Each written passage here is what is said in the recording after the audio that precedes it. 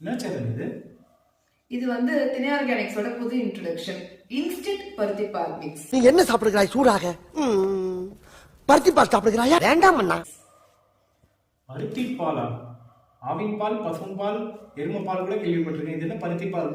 உனக்கு தெரிஞ்சிருக்க வாய்ப்பு இல்ல. இது வந்து தமிழர்கள் வந்து மறக்கப்பட்ட ஒரு ஊட்டச்சத்து பானம் அப்படின்னு சொல்லலாம். நம்ம வந்து நிறைய பேர் வந்து கமர்ஷியல் ட்ரிங்க்குக்கு மாறிட்டோம். ஆனா அந்த காலத்துல வந்து இந்த பருத்தி விதையில இருந்து எடுத்து ஒரு கலவை செஞ்சிருக்காங்க.